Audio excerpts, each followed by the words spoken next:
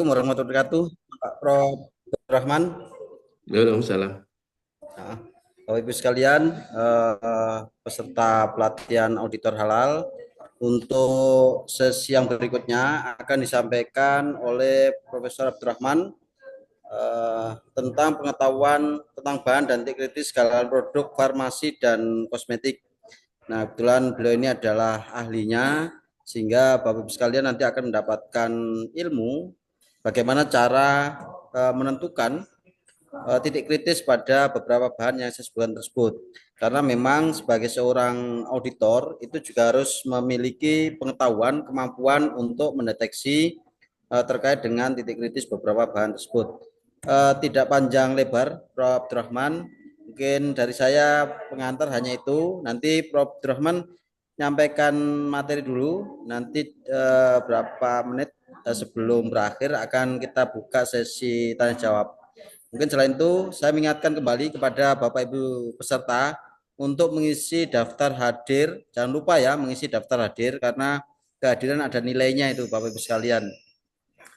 Saya kira itu yang saya sampaikan. Dipersilakan Prof. Abdurrahman untuk menyampaikan materinya. Silakan Prof. Oke, terima kasih Pak Moderator. Assalamualaikum warahmatullahi wabarakatuh. Alhamdulillah, salatu wassalamu ala Rasulillah Muhammad bin Abdillah wa ala alihi wa sahbihi wa wala ma ba'd. Pertama-tama saya ucapkan terima kasih kepada Halal Institute untuk kesekian kalinya saya dilibatkan untuk sebagai pemberi untuk kita belajar bersama bagaimana kita melakukan evaluasi titik kritis kehalalan produk farmasi dan juga sediaan kosmetik. Jadi hampir tiap bulan saya itu sama Halal Institute itu dilibatkan untuk pelatihan seperti ini. Hampir tiap bulan catatan saya itu untuk auditor yang level internasional gitu. Jadi ini untuk yang kesekian kalinya ya, sudah nggak terhitung saya berikan materi terkait dengan evaluasi titik kritis dan kehalalan produk kosmetik dan farmasi. Jadi sehari-hari mungkin kenal ya saya sebagai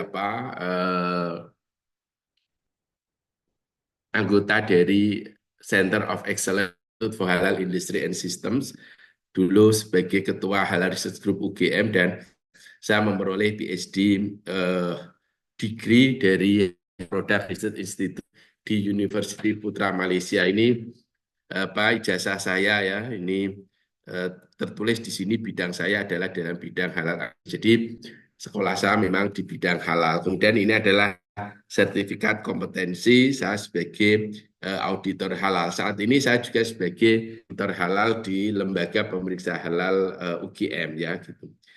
Oke, nah ini contoh Mas dan Mbak nanti Anda pintar sendiri kalau sudah kerja di lapangan. Satu hal, jadi auditor itu enak gitu ya. Jadi auditor itu enak. Minimal kalau kita rutinitas sehari-hari dengan kerjaan kita, maka dengan kita menjadi auditor itu, maka kita nanti akan healing, ada refreshing, kita punya view yang gitu ya. Jadi insya Allah enak, ya nyaman.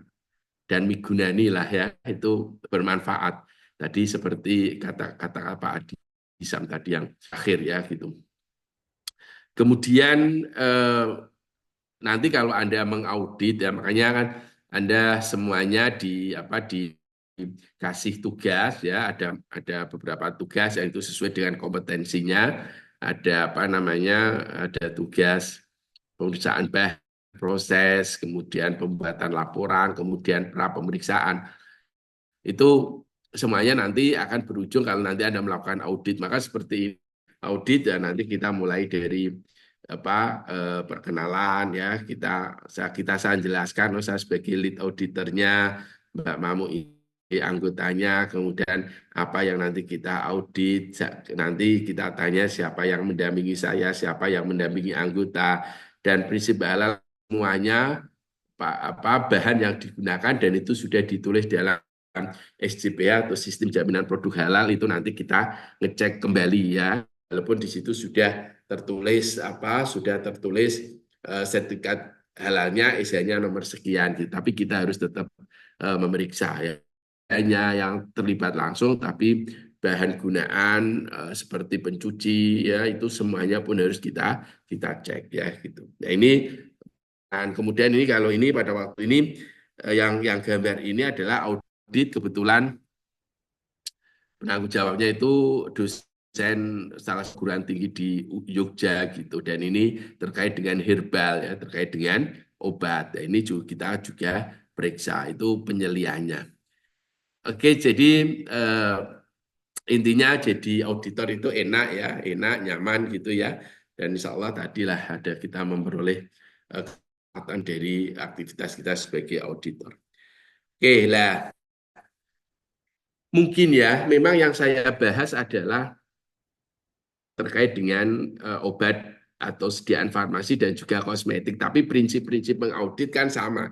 Apa yang kita audit itu kan tadi ya, kita 4 aktivitas utama. Yang pertama adalah terkait dengan pra pemeriksaan, kemudian pemeriksaan dan juga nanti ada pembuatan laporan. Jadi Anda nanti kan tugasnya ini ya, karena ini sesuai dengan kompetensinya, melakukan pra pemeriksaan, kemudian melakukan pemeriksaan bahan, kemudian membuat laporan ya, persiapan, pra pemeriksaan, kemudian pemeriksaan dan pelaporan. 4 item utama ini yang nanti ditawarkan ke Anda dan di akhir nanti Anda akan ada on job training. Jadi untuk pura-pura mengaudit. Mungkin di awal masih bingung nanti seperti apa. Katakan nanti Anda sekali 2 kali ya terus pinter sendiri bagaimana melakukan audit ini ya gitu. Oke. Dan Mbak, mungkin dari beberapa dari Anda nanti akan yang melanjutkan ke ujian kompetensi ya. Jadi ujian kompetensi itu untuk menilai kompetensi Anda. Dan asesor itu punya pertanyaan standar di awal. Jadi pertanyaannya seperti ini. Nah ini saya gitu biar nanti Anda nggak bingung. Anda kan sekarang ujian kompetensi ya untuk ruang lingkup auditor halal. Terus dia tanya, menurut Anda auditor yang kompeten itu seperti apa? Jadi pertanyaan itu standar. Sama kalau Anda S2 atau S3, mesti pertanyaan standar pertama adalah keterbaruan dari penelitian Anda. Nah ini pertanyaan standar yang pertama Anda ditanya terkait dengan Anda kan mau uji kompetensi. Auditor yang kompeten apa? Maka nanti jawab ini ya.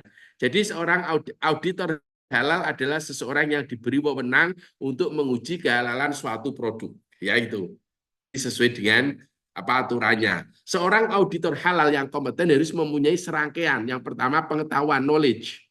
Makanya Anda cari dasar-dasar halal, al halalu bayyinun wal haramu bayyinun wa ma bainahuma mustabiyatun la ya'lamu guna katsirum minan nas.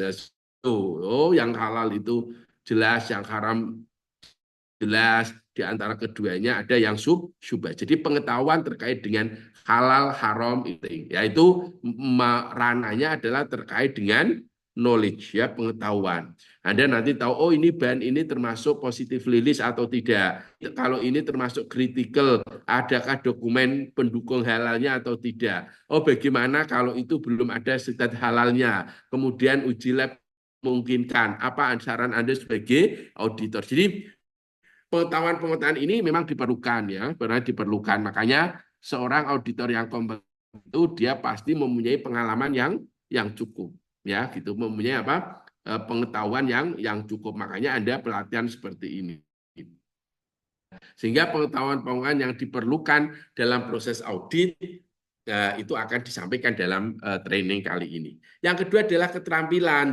Tadi ngatur di awal ya. Nanti keterampilan ini Anda nanti pinter sendiri 1-2 kali setelah Anda melakukan audit, maka nanti juga akan terbiasa gitu. Kemudian yang ketiga adalah attitude ya, sikap terpuji.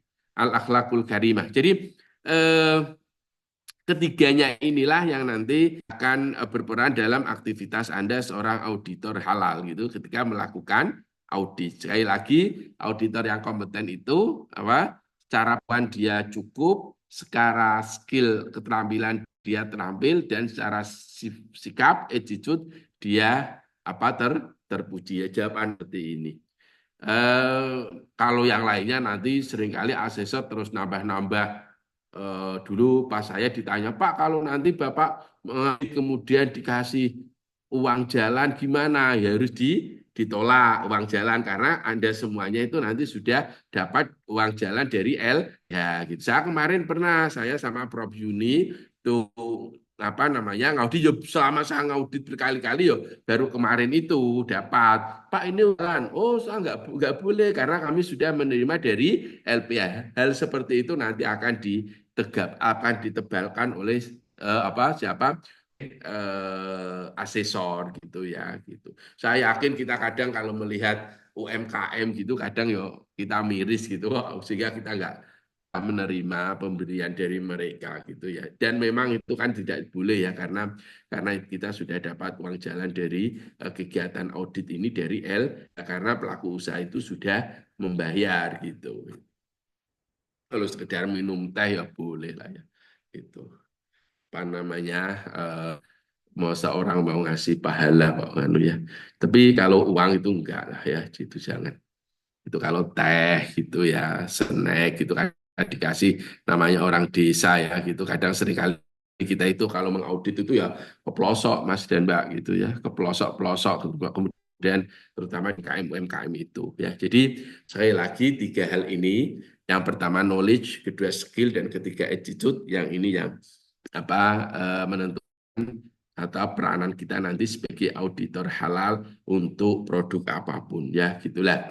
Ini kompetensi seorang auditor halal ini yang pertama melakukan persiapan pemeriksaan, maka kita melakukan pemeriksaan itu terutama nanti kita akan melihat ke dokumen apakah IJP-nya sudah lengkap gitu ya. Terus kita lakukan itu persiapan pra pemeriksaan. Jadi sebelum kita mengaudit ke lapangan, ke site pelaku usaha, maka kita lihat dulu ya pra pemeriksaannya itu SJP, apakah semua bahan ini sudah ada keterangannya, apakah ini positif rilis ataukah ini harus ada dilengkapi dengan ESA. Kalau ESA, apakah ini sudah kadaluarsa atau belum dan sebagainya itu kita masukkan nanti ke pra pemeriksaan. Kemudian pemeriksaan itu kita audit di lapangan terakhir, nanti kita melaporkan hasil pemeriksaan bahan dan proses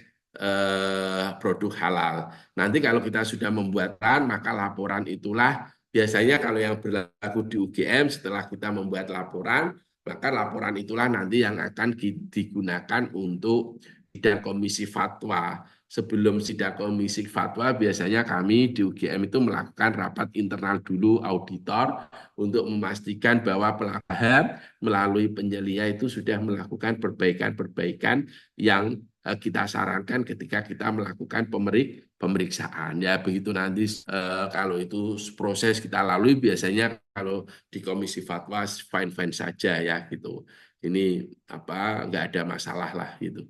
Jadi sekali lagi kita sebagai auditor ini tugas kita yang pertama melakukan persiapan, yang kedua pra pemeriksaan, yang ketiga pemeriksaan, dan yang terakhir membuatlah laporan. Ya nanti ada template-nya ya. Nanti sesuai dengan LPH pasti sudah punya template dan nanti kita tinggal mengisikannya ya. Oke. Nah, jadi halal auditor itu adalah seseorang yang diberi wewenang untuk menguji kehalalan suatu produk ya. Ini dipasarkan kita tahu ya di pasal 4 Undang-Undang Nomor 33 Tahun 2014 dinyatakan bahwa semua produk yang masuk beredar dan diperdagangkan di negara kesatuan Republik Indonesia wajib bersertifikat halal. Auditor halal itu di bawah naungan LPH, Lembaga Pemeriksa Halal ya. Oke, mungkin beberapa yang ikut di sini itu dia mungkin sudah sebagai pegawai di LPH itu atau mungkin masih freelance ya gitu atau masih bebas gitu. Itu berarti yang masih bebas itu saya akui berarti visioner dia. Karena dia melihat untuk menjadi auditor halal sehingga nanti tinggal bergabung dengan LPH yang diinginkan. Jadi Anda auditor ini ya layaknya ya seperti sepak bola ya. Begitu Anda sudah punya sertifikat auditor halal, maka nanti Anda bisa bergabung ke klub LPH mana ya kan gitu. Kalau nanti di sini nggak cocok, jobnya nggak begitu banyak, mungkin Anda bisa pindah ke LPH yang lain. Ya, makanya saya katakan Anda yang ikut ini adalah orang-orang yang visioner ya, terutama kalau itu yang masih freelance ya, artinya dia belum terikat LPH manapun ya gitu. Sehingga Anda nanti kalau mau pindah ya tinggal Anda bilang sama ketua LPH-nya gitu. Makanya LPH auditor itu ditunjuk dan diberhentikan oleh LPH itu. Dan auditor halal itu laksana pemain sepak bola hanya boleh bergabung satu klub LPH itu ya, seperti itu. Kalau penyelia kan boleh banyak ya. Kalau auditor ini kita satu LPH. Ya. Nah ini Mas dan Mbak, kalau kita perhatikan maka tugas auditor apapun ya, apapun ruang lingkupnya, apapun kompetensi Anda ya, maka itu tugas auditor adalah ini semua. Ya, makanya tadi saya bilang walaupun judulnya itu adalah untuk kosmetik dan farmasi, tetapi apa yang saya sampaikan ini tentunya adalah berlaku juga untuk teman-teman semua yang mungkin ruang lingkup di makanan, minuman, atau bahan kimia ya gitu. Jadi ini tidak hanya orang-orang atau teman-teman yang background pendidikannya adalah farmasi ataupun berprofesi sebagai apoteker ya. Itu yang pertama adalah tugas, dan ini ya kalau perhatikan semua tugas atau dan kewajiban auditor halal itu bisa kita kembalikan dengan SJPH. SJPH sistem jaminan produk halal itu kan komponennya 5. Yang pertama apa? Komitmen tanggung jawab. Yang kedua apa? Yang kedua adalah apa? Bahan. Yang ketiga apa? Proses apa? Produk akhir. Yang kelima apa? Monitoring dan evaluasi. Maka coba nanti perhatikan. Kalau Anda perhatikan kewajiban auditor halal dengan pasal 15 Undang-Undang Jaminan Produk Halal tahun 2014, maka ini closely related dengan apa? Sistem jaminan produk halal SJP. Tadi di akhir saya dengar Pak Adisam juga bilang terkait dengan SJP. SJP ada 5 tadi. Komitmen tanggung jawab, bahan, proses, produk, dan monitoring dan evaluasi. Maka pertama, makanya ini. Pertama, kewajiban halal adalah memeriksa dan mengkaji bahan yang digunakan. Nah, bahan masuk di SJP, bahan apapun yang digunakan selama proses produksi itu harus di list ya, itu nanti auditor harus memeriksa itu. Yang kedua memeriksa dan mengkaji proses ya, proses kan nomor 3 dari SJPH kan proses ya, seperti itu. Kemudian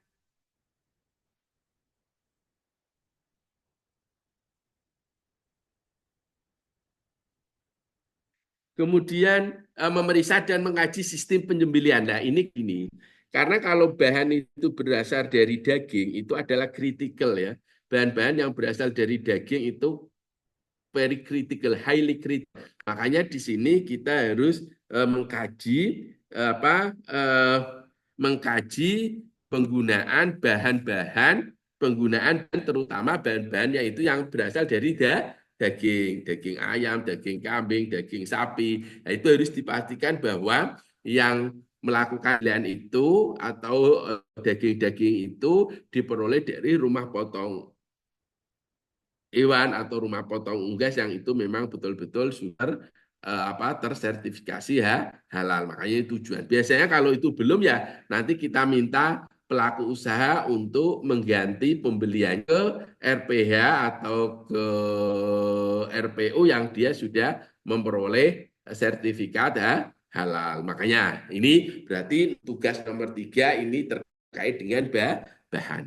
Kemudian yang meneliti lokasi produksi atau meneliti lokasi produk. Ya, ini kaitannya dengan produk. Produk adalah SJPH yang nomor 4 yang harus itu ada ya. Jadi kita meneliti peralatan ruang produksi dan penyimpanan. Nah, ini terkait dengan produk. Memeriksa pendistribusian dan penyajian produk.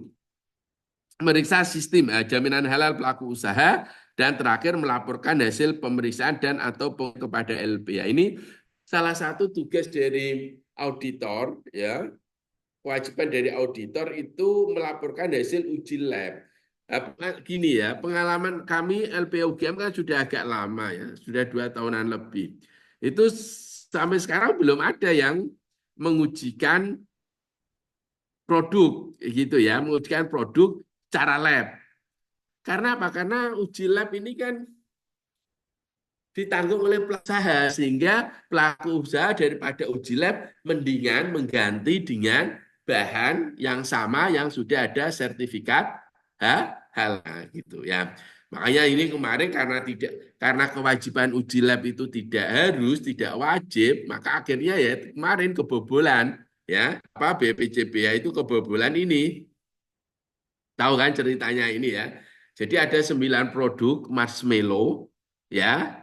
Itu bahan bakunya kan bahan utamanya kan gelatin. Itu sudah memperoleh sertifikat halal dari BPJPH, tapi ketika dilakukan uji positif mengandung gelatin babi. Ya, karena tadi ya tidak uji lab itu tidak wajib. Begitu itu bahannya itu sudah ada sertifikat halal ya sudah langsung diterima lah. Gelatin ini sangat kritis ya, terutama untuk gelatin karena komponen, excellent komponen to be used in food, pharmaceutical, and cosmetic ya, kolagen untuk yang glowing itu.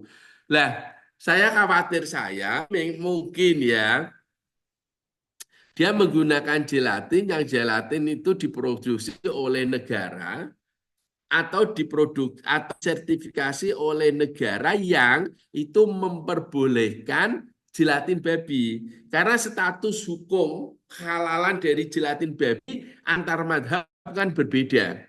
Madhab Syafi'i karena itu menganggap itu mutanajis, kena najis, maka itu tidak halalnya tidak diterima sehingga gelatin babi dihukumi non halal. Tetapi ada mungkin beberapa negara tertentu yang menyatakan enggak ini terjadi istikhalah sempurna. Karena apa? Karena gelatin itu secara fisik memang berbeda dengan tulang ataupun kulit babi sehingga ini bolehlah mungkin itu gelatinnya itu berasal dari negara yang membolehkan gelatin babi, kemudian di labelnya itu ada halal dari negara produsen yang bersangkutan. Nah, begitu itu dicek, itu ternyata itu adalah gelatin babi. Ini pentingnya ya kalau kita ragu ya mungkin sesekali harus kita uji lab. Cuma gini, tentunya nanti kalau pelaku usaha misalkan ya bahan itu sudah tadi saya katakan gelatin sudah ada logonya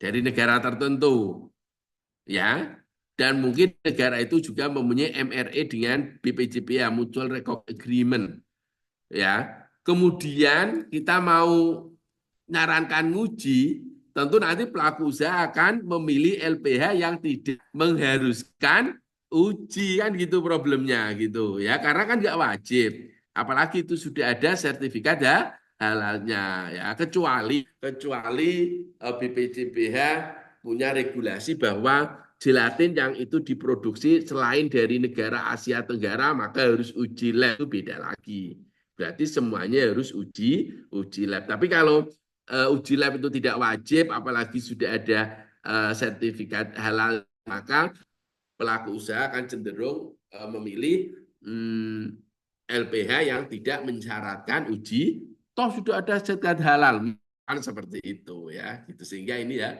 bagi kami juga problematik ya gitu. Nah ini contohnya ya, ini ada nama produk Cornish marshmallow dari Filipina ya. Ini dia sudah memperoleh sertifikat halal nomor sekian. Ternyata ini ada unsur babi ini produk pangan olahan yang terdeteksi mengandung unsur babi. Ya, ini dari Filipina, Cina. Coba di Cina kan mungkin gini ya. Kalau kita sapi kikil gitu cepet dijual kikil nasi padang langsung dapat uang.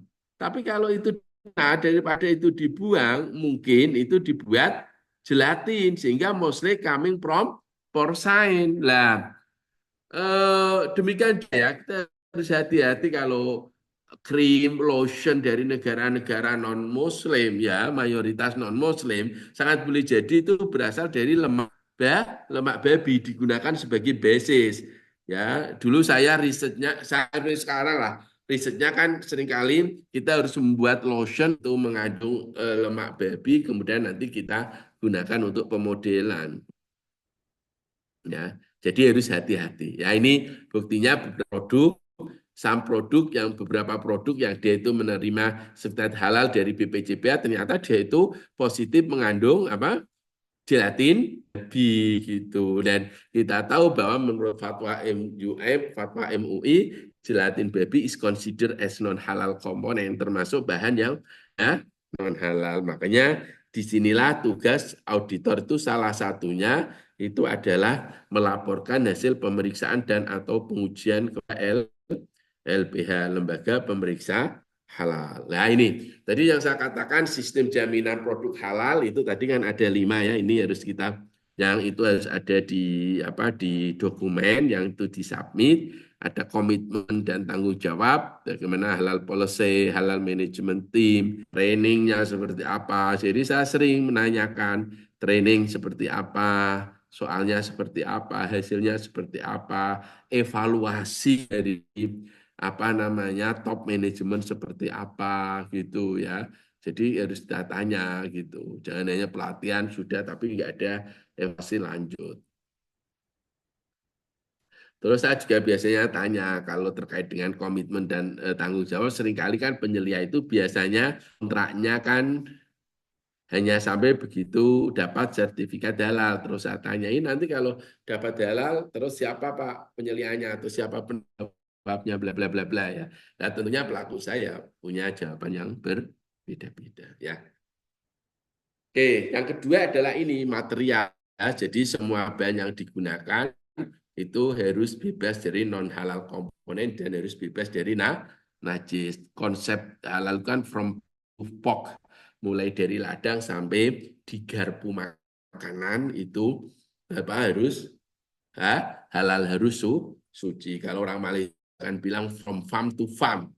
Farm pertama bahasa Inggris, farm kedua bahasa Arab, famun ya. Itu mulut. Jadi mulai dari ladang sampai mulut itu dipastikan halal dan sucinya gitu ya, seperti itu.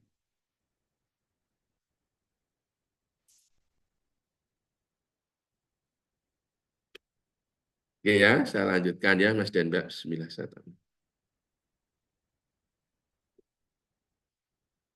Kemudian proses ya. Jadi ketika di SCBA itu nanti Anda harus melihat bagaimana proses produksinya. Alat yang digunakan apa ya, mungkin nggak itu terjadi kontaminasi silang misalkan. Jadi semuanya harus kita uji gitu ya. Jadi kita harus uji dalam artian kita harus periksa gitu. Oke, kita lanjutkan ya. Jadi ada proses, kemudian produk akhir ya, bagaimana produknya, kemudian traceability, ketertelusurannya.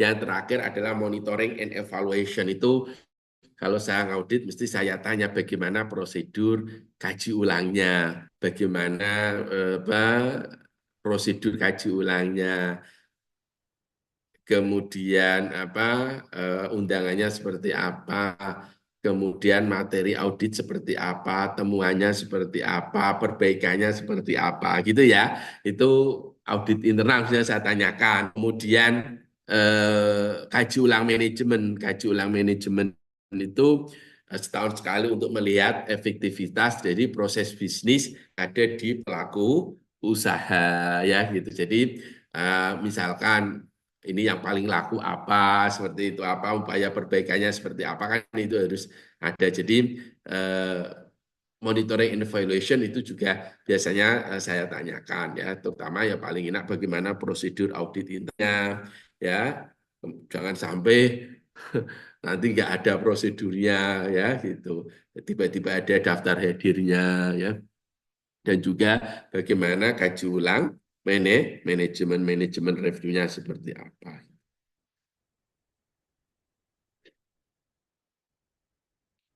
Oke, saya lanjutkan ya. Jadi, eh, lah, ini kalau isu dalam kehalalan produk ya, apakah itu produk obat, kosmetik ya, dan juga makanan, kata guru saya ya, makanya dulu. Karena tadi saya katakan saya dulu S3-nya di Halal Product Research Institute itu, menurut guru saya itu isu isu dari isu dalam galaran produk sama bahan, karena kita tahu betapa banyaknya bahan-bahan yang direct from porcine ya, banyak sekali bahan-bahan yang itu berasal dari babi, kemudian pemrosesannya dan juga terakhir autentikasinya ya. Autentikasi itu adalah memastikan bahwa produk obat, produk kosmetik kita memang betul-betul free from non halal, komponen bebas dari komponen non halal. Jadi problemnya itu kan dari babi ini kan banyak sekali ya situ. Jadi mungkin lipstick yang Mbak gunakan ya, kemudian kolagen yang Anda gunakan yang untuk glowing nah, itu potensinya itu berasal dari babi ya, untuk roti ya, the 40 product ya coming from pig derivat. Jadi ada sekitar 40 produk itu, ini seberapa ini 40 produk yang itu mungkin berasal dari unsur baby ya gitu. Ya tadi yang kalau Mbak ya hati-hati yang gen. Jadi yang potensinya itu berasal dari hewan itu Anda harus hati-hati ya gitu. Karena itu mungkin itu berasal dari babi. Misalkan lipstick lah, kemudian kemudian apa bedak enggak ya mungkin kalau bedak asam stearat ya. Apa lipstick kemudian krim lotion kolagen itu mungkin apa mungkin dia berasal dari derivat baby ya gitu, kita hati-hati aja ya mbak-mbak ya gitu. Makanya kalau cari kosmetik mbak-mbak itu dasarnya apa? Merek atau ada halal atau tidaknya, ini harus hati-hati. Apalagi dulu sekolah saya kan di Malaysia, S3 saya di Malaysia. Orang Malaysia relatif kesadaran untuk halalnya lebih tinggi. Pengalaman saya di sana. Kenapa? Karena di Malaysia itu kan 20%-nya, 60% itu Melayu, 20% Cina, 20% India. Jadi mereka kalau beli sesuatu akan ada sijilnya tak, ada sijil halal tak. Nah, gitu. Kalau kita kan enggak ya, dulu rasa apa saya eh, ya, di farmasi UGM itu ya pokoknya guyonannya itu dengan Bismillah ya subhat pun jadi halal itu ya enggak benar itu ya. Jadi kita harus tetap memastikan bahan itu halal. Buktinya apa? Ya sertifikat halal di sini kan hanya mensertifikasi lidzatihi ya. Komponen haram itu kan ada dua. Haram lidzatihi, secara zatnya dia itu memang haram. Ya, kalau di dalam Al-Qur'an in harrama alaikumul maitata waddama lahmal khinzir wa ma uhilla bi ghairillah. Faman ittara ghaira baghi wala atin fala isma alaihi innallaha ghafurur rahim. Jadi kalau di Al-Qur'an kan itu ya daging babi dan sebagainya lah ya gitu. Darah, bangkai yang tidak yang ditujukan selain Allah itu semuanya karena di Indonesia itu mungkin ya karena komunitas Muslim mayoritas ada Islam sehingga hal-hal seperti itu kurang menjadi perhatian. Tapi sekarang dengan kewajiban halal maka ekosistem halal kan jalan ya. Misal kalau ada pedagang bakso kemudian dia mau mensertifikatkan halal dari produknya itu kan nggak mungkin dapat kalau dia dagingnya itu tidak diperoleh dari rumah potong yang sudah memperoleh sertifikat halal ya gitu. Nah, makanya kita harus hati-hati lah ya. Kita sekarang harus memastikan bahwa produk yang kita gunakan betul-betul. Nah, untungnya ada undang-undang jaminan produk halal yang mewajibkan semua produk itu supaya beredar dan diperdagangkan itu harus memiliki sertifikat halal ya gitu. Ini hati-hatilah. Haram yang kedua kan haram lihoirihi. Haram lihoiri itu bahan itu halal, tapi kalau itu cara memperolehnya itu dengan cara non halal kan tetap haram. Misalkan daging sapi itu halal, tapi kalau kita peroleh dengan cara mencuri, maka itu menjadi non halal. Gitu ya. Oke, nah ini dasarnya ya, setelah halal itu. Hingga Mas dan Mbak semuanya yang ikut auditor, makanya tadi saya puji orang-orang yang visioner karena ini produk yang masuk beredar dan diperdagangkan di wilayah negara Kesatuan Republik Indonesia itu wajib bersertifikat halal, pasal 4. Dan ingat ya, begitu undang-undang itu sudah diundangkan, maka semua warga negara itu wajib taat dan dianggap tahu, ya. Contoh yang sehari-hari yakin kita sering itu kan, kalau kita jalan-jalan di jalan raya kemudian kita nggak pakai helm, maka kita kena tilang, ya, kita kena tilang. Kadang kan nggak akan tanya, Pak, ini saya melanggar pasal berapa, undang-undang nomor berapa. Yang jelas undang-undang terlantas, ya kan, cuma tahu pasalnya berapa, ya. Mesti ada, saya nggak pernah baca, Pak. Nggak bisa ada alasan nggak pernah baca. Karena apa? Begitu dan itu diundangkan, maka semua warga negara dianggap tahu. Nah, undang-undang ini juga gitu, ya. Tadi dikatakan bahwa semua produk di sini menurut keterangan kan tidak hanya makanan, minuman, tapi ada obat, kosmetik, produk kimiawi, produk biologi, jasa genetik tadi sudah dibahas oleh Pak Adisam, ya. Ini semuanya kan harus barang gunaan. Jilbab yang Mbak Elia Yusvita gunakan suatu saat wajib halal itu. Sekarang memang produknya makanan, minuman, dan 2026 ini adalah kosmetik dan herbal, ya. Nah, tapi apa yang kita sepatu, tas yang Anda gunakan kan termasuk barang gunaan, ya. Maka ini nanti semuanya juga harus Pak bersertifikat halal. Dulu kami pernah tanya Prof. Sukoso, ya, Ketua BPJPH yang pertama. Wah, kalau barang gunaan semuanya bisa bisa repot itu. Nah, sehingga nanti prioritasnya itu adalah bahan gunaan yang itu berasal dari kulit, ya gitu, karena itu kritikal kan, tas dari kulit, sepatu dari kulit gitu, ya, seperti itu. Casing handphone dari kulit lah, itu yang kritikal karena ada potensinya itu berasal dari apa, kulit babi gitu, ya. Tapi menurut undang-undang ini memang semua produk itu harus bersertifikat halal. Bagi warga negara yang tidak puas terkait dengan undang-undang ini, maka dia mengajukan gugatan ke MK. Dia bisa menggugat ke MK ini. Nah, dulu saya cerita ini sejarah saya, seumur-umur saya itu sampai sekarang itu baru sekali ini saya itu jadi saksi ahli di Mahkamah Konstitusi ini, ya, ini Abdurrahman Alim. Ketika undang jaminan produk halal itu digugat, ya, itu. Jadi pada waktu itu yang menggugat itu saudara kita non Muslim orang Batak, cara lagi, ya, pengacara orang Batak menggugat undang-undang jaminan produk halal, ya, gitu. Dia dari eh, dia ini tadi dia menggugat tadi pasal 4 kan bilang semua produk yang masuk beredar dan diperdagangkan wajib berhalal.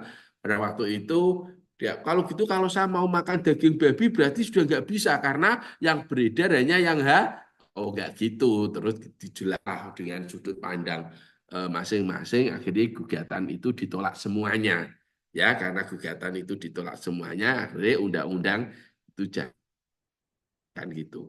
Jadi kalau Anda kalau daging babi, minuman beralkohol yang kandungannya tinggi ya tetap boleh beredar, tetapi harus ada penandaan yang jelas itu, ya, seperti itu.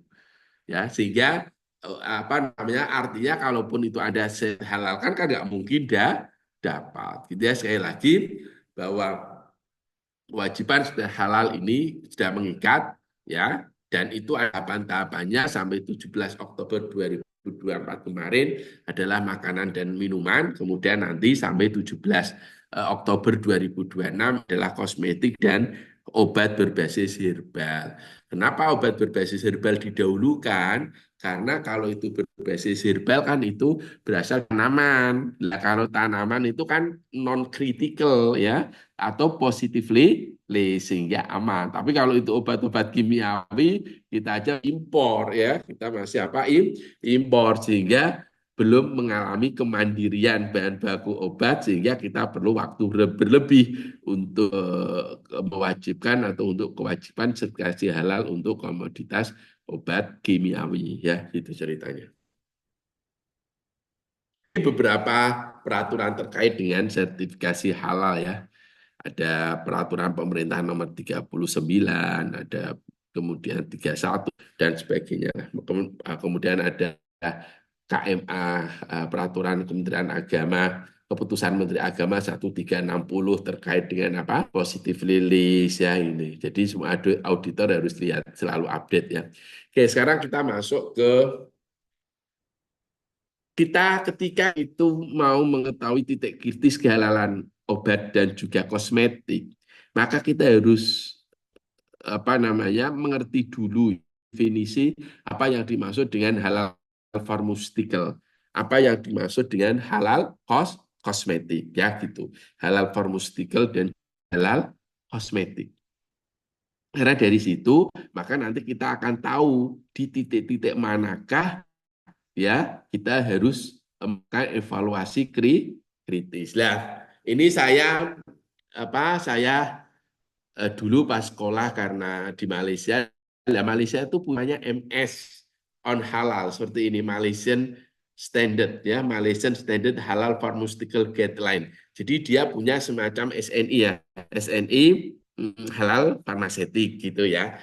Dia tiap komoditas ada halal Malaysian Standard on Halal Food, Malaysian Standard on Halal Pharmaceutical, Malaysian Standard untuk personal care, ya barang gunaan, ada Malaysian Standard on kosmetik ya. Ini on kosmetik gitu ya ini. Ini Malaysian Standard on halal kosmetik. Tadi kan halal ini halal kosmetik, ini halal farmaseutik. Untuk komoditas dia punya sendiri-sendiri dan setiap halal standar seperti ini, apakah itu halal food, halal pharmaceutical, halal kosmetik, dia mempunyai definisi terkait dengan apa itu halal farmasi ya seperti ini.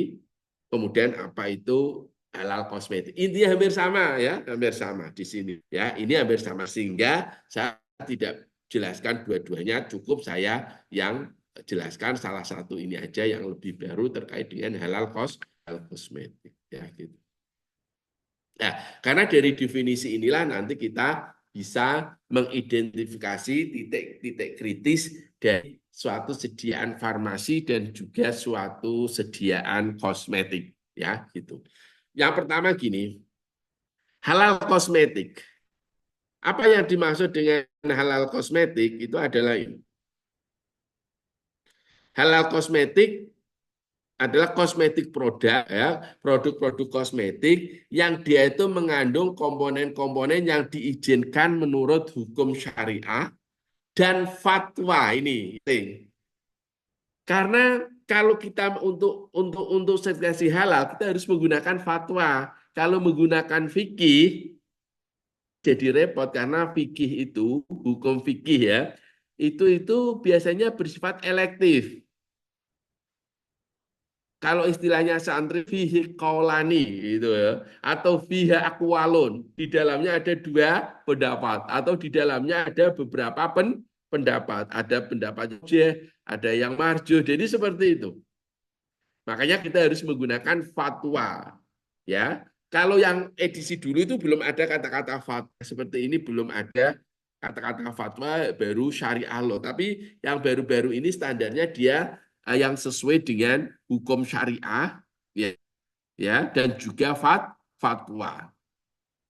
Ya, makanya kalau fatwa kan tunggal ya. Kalau di kita ya fatwa dikeluarkan oleh MUI, tidak ada debat. Nah, kalau kita menggunakan hukum fikih nanti ya bisa selalu debat. Ya. Oh, enggak, menurut ulama ini boleh, menurut tidak itu hukum fikih. Maka dari berbagai pendapat-pendapat ulama yang ada di kitab-kitab fikih itu, kemudian ulama yang tergabung di MUI membuat suatu fatwa. Oh, jilatin babi enggak boleh. Nah, itu fatwa. Paham ya? Tapi kalau hukum syariatnya mungkin ada yang jelas, ada yang berpendapat boleh, ada yang berpendapat boleh itu ya. Tapi kalau fatwa kan tunggal. Ya gitu. Seperti itu. Makanya rapatnya kita adalah komisi fatwa karena status hukumnya nanti mendasarkan kepada fatwa-fatwa yang dikeluarkan oleh MUI. Oke.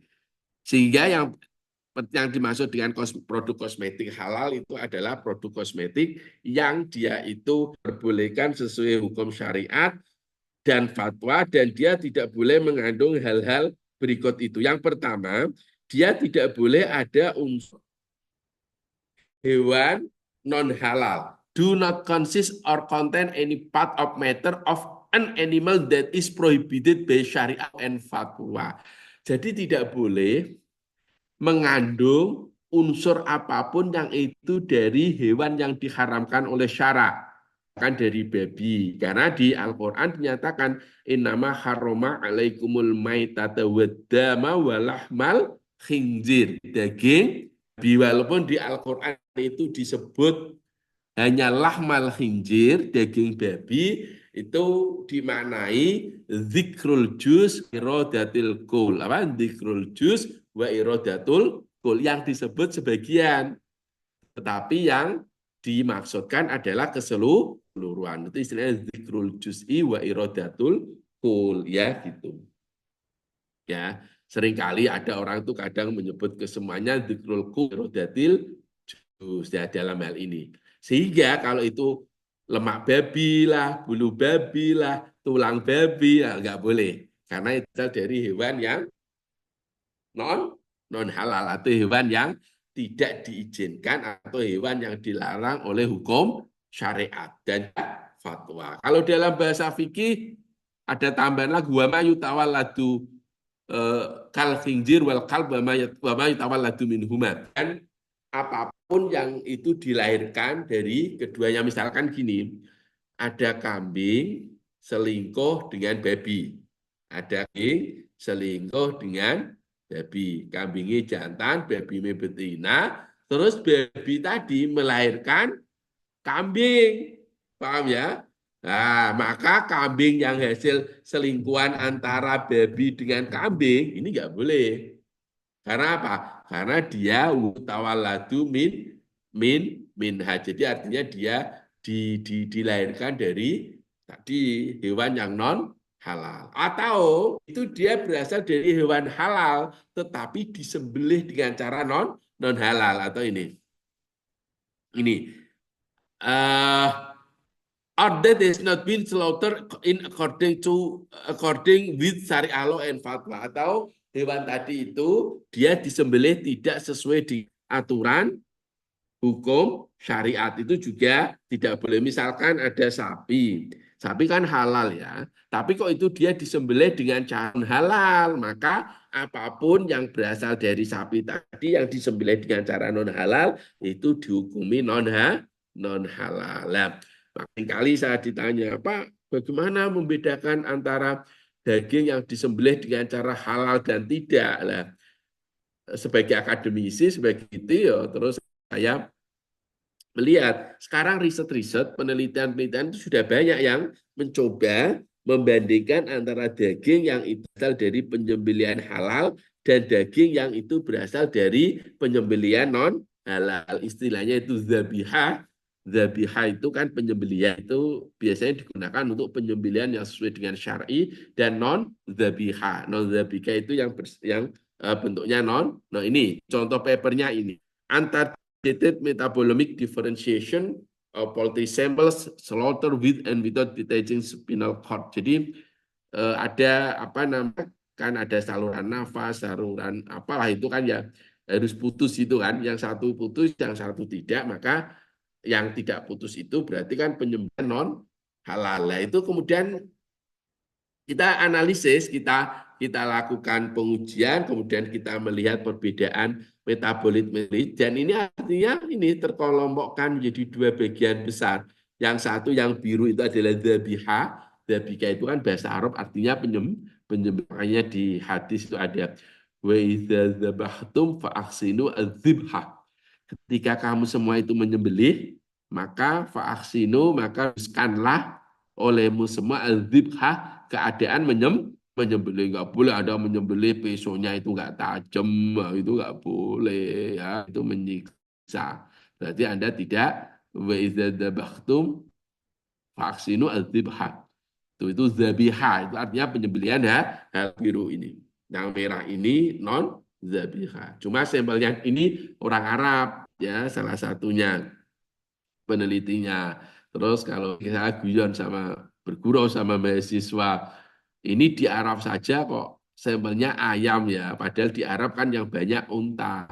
Coba bayang kalau itu ada 20 unta, ya 40 unta, 20 unta disembelih dengan cara halal, 20 unta disembelih dengan cara non halal. Kalau itu disembelih dengan cara non halal kan nggak bisa dimakan dagingnya. Ya, hanya diambil kulitnya. Kan rugi. Nah, maka ayam, kalau ayam kan nggak terlalu seberapa ya. Terus saya guyon sama mahasiswa, kalau kamu mahasiswa ayam mungkin juga masih mahal. Mungkin kamu cari burung emprit, saya bilang gitu. Jadi nanti 20 emprit ini disembelih dengan cara halal, 20 emprit disembelih dengan cara non halal. Nah, mungkin ini juga pasti akan terbedakan itu ya, pastilah ya, saya pastikan cara ilmiah mesti berbeda minimal metabolitnya itu ada yang berbeda. Makanya salah satu etika kita kalau kita menyembelih itu kan nggak boleh ya ketika hewan itu disembelih kemudian temennya yang mau disembelih lagi juga lihat, mesti dia stres kan, itu ketika dia stres dia akan mengeluarkan metabolit yang itu bertanggung jawab pada kualitas dari dagingnya ya, seperti itu. Makanya kita harus hati-hati ya ketika kita melakukan penyembelihan. Nah, oke, sehingga penyembelihan ini menjadi penting ya. Kemudian karenanya beberapa peneliti dia mengembangkan metode-metode analisis untuk melihat komponen non halal dan juga melihat apakah hewan ini disembelih dengan cara syariah atau tidak. Ya, kita kembali lagi ke sini ya. Jadi sekali lagi akan menjadi titik kritis kita ketika obat dan juga kosmetik itu berasal dari komponen hewan ya, karena apa? Pemeriksaan nanti berlapis. Apakah hewan itu halal atau haram? Apakah itu halal animal atau non halal animal? Kalau itu halal animal, maka pertanyaannya dilanjutkan, apakah dia disembelih dengan cara syar'i atau tidak? Kalau itu non halal ya langsung nggak dipakai gitu ya, nggak memperoleh sertifikat halal. Kemudian yang kedua, do not anything which is najis according to syariah law and fatwa. Nah, ini akan menjadi titik kritis yang selanjutnya, bahwa bahan alat yang kita gunakan itu tidak boleh mengandung sesuatu yang itu kategorinya najis. Najis sesuai dengan hukum syarak dan fatwa. Ya, sekali lagi ada sekarang bagus ya, selalu ada kata-kata fatwa. Karena kalau fatwa kan tunggal ya. Gitu. Najis ya, makanya di situ kan nggak boleh. Kalau Anda misalkan gilingan itu habis digunakan untuk sapi, kemudian digunakan untuk giling babi, itu kan nggak boleh. Karena apa? Karena berarti itu mengandung najis. Najis itu apa sih? Najis itu bahasa kuluma yastadzir, segala sesuatu yang menjijikkan. Kalau istilahan cara definisi ya, najis itu apa? Kuluma yastadziru yamna'u sihhata sholah. Segala sesuatu yang menjijikkan, yang itu mencegah sahnya sholat, itu namanya adalah najis. Kita kenal dalam hukum fikih najis itu ada tiga, ada najis mukhafafah ringan, tawasito dan mughal. Najisnya babi, anjing itu kan mughaladzah ya kalau menurut fatwa MUI ya, karena banyakkan muslim mengacu pada mazhab. Makanya dulu pas saya sekolah itu ya, dan sampai sekarang lah mahasiswa juga banyak risetnya tentang daging babi, lemak babi, itu kan najis ladoh ya, sehingga harus harus dicuci 7 kali ya, sab amaroh ifdauna au turab 7 kali, salah satunya harus dengan debu ya gitu. Makanya itu tidak boleh mengandung najis ya. Kalau kopi luwak itu kan ada najisnya, makanya harus dicuci lebih dahulu ya gitu. Nah itulah problem kenapa ada orang yang berpendapat kalau orang membuat vaksin ya dengan suatu media lah, kalau medianya itu dia itu unsur enzim tripsin yang itu diisolasi dari babi, kan selalu kan ada dua pendapat ya. Fatwa kita nggak boleh itu tetap. Kenapa? Karena gini, ketika media itu ditambah dari tripsin yang dari babi, maka media itu otomatis menjadi najis. Kalau dasar fikihnya namanya mutanajis, sesuatu yang kena najis. Nah, sesuatu yang kena najis itu harus dicuci. Jadi bayangin aja kalau itu media kok 7 kali, salah satunya dengan debu, ya mesti bakterinya atau mikrobanya udah mati semua, kan nggak mungkin. Sehingga di situ tidak ada tahap pencucian. Padahal itu mutanajis, sehingga produk apapun yang dihasilkan menjadi najis, itu ceritanya. Makanya itu titik adanya najis ini yang jadi titik kritis. Karena apa? Karena ketika komponen itu berasal dari babi kan dia najis. Ketika dalam satu media itu terkena dengan tripsin yang dari babi tadi, maka itu statusnya menjadi mutanajis, sesuatu yang terkena najis. Dan di situ nggak ada proses pencucian 7 kali, salah satunya dengan debu. Berarti itu masih statusnya najis. Itu ceritanya. Kemudian yang C, do not indicate according to Syariah law and fatwa. Ini terkait dengan hadis la dororo wala diroro. Kita nggak boleh mencelakakan diri kita atau mencelakakan orang lain. Bayangin kalau itu ada sediaan obat kosmetik, kok membuat Anda menderita atau membuat orang lain menderita, komponen yang membahayakan, mesti nggak boleh. Ya, disitulah ada biasanya terus ada batas-batas tertentu keberadaan bahan dalam suatu sediaan farmasi. Kemudian yang keempat, do not contain any part of a human being or its guilt which are not allowed to be syariah and fatwa. Tidak boleh mengandung bagian apapun dari manusia ya yang mana itu tidak diperbolehkan sesuai syariah dan fatwa. Jadi jangan sampai ada human part ya, artinya dulu kan pernah ada isu misalkan itu mengandung plasenta manusia misalkan, itu kan nggak boleh ya. Bahwa alam benernya ya, dulu ada isu katanya yang untuk itu kulit lembut itu katanya loh ya, bahwa alam benernya ya. Saat dulu pernah jadi pembicara bersama seorang ustadz itu cerita ada kalau di Cina itu mamut tahu ya, mama muda itu kalau dia itu mau melahirkan tuh kalau bayinya digugurkan itu plasentanya itu diambil kemudian digunakan untuk membuat krim kosmetik. Sekali lagi wallahu alam benernya saya nggak ngerti, tapi nggak, saya dapat cerita gitu ya, wallahu alam saya nggak tahu benernya.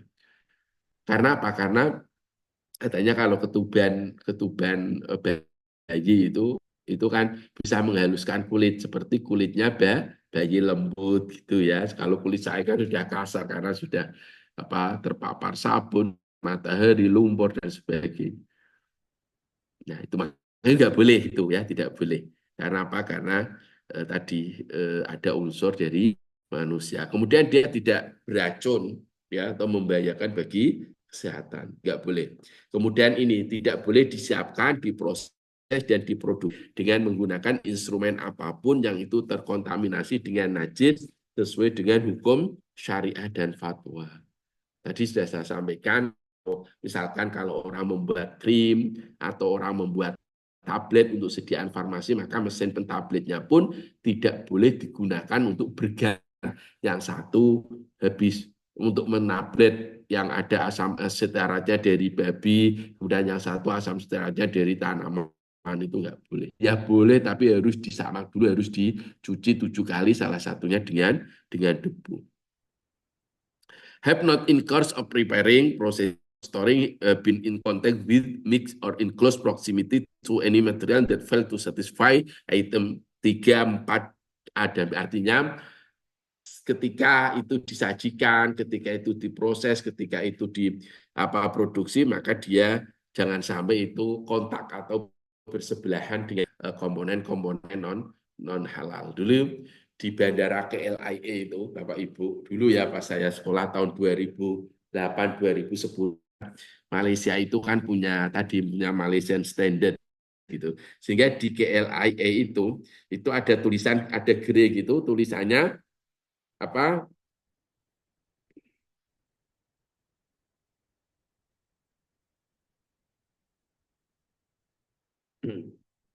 Untuk apa? Ada grade tulisannya bahan di sini halal gitu.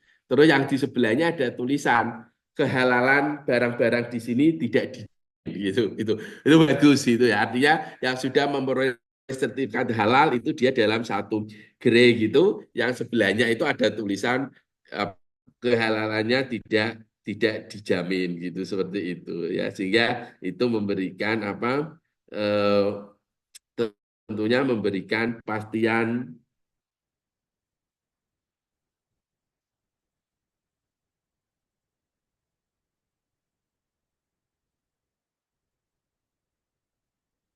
terkait dengan bahan yang digunakan atau bahan yang apa eh, yang disajikan dalam produk atau dalam gerai tersebut ya, seperti itu.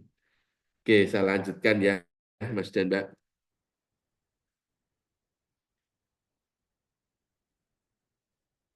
Lah, ini terkait dengan beberapa alur sertifikat.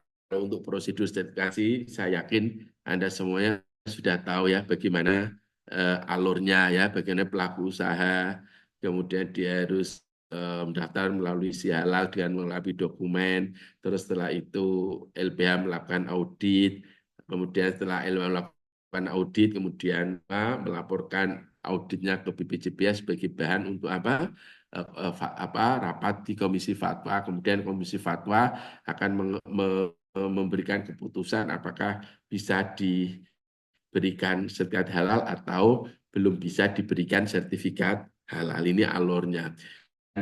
Kita di LBH juga mempunyai skema audit ya, skema audit untuk obat dan kosmetik. Jadi tergantung ruang lingkupnya ya, tergantung ruang lingkupnya. Jadi kalau di kami itu ada obat, makanan, kosmetik gitu ya, itu kemudian penyembelian ya, itu masing-masing harus mempunyai skema audit ya, skema seperti ini. Dan ini harus kita pajang di website kita ya, skema audit ini.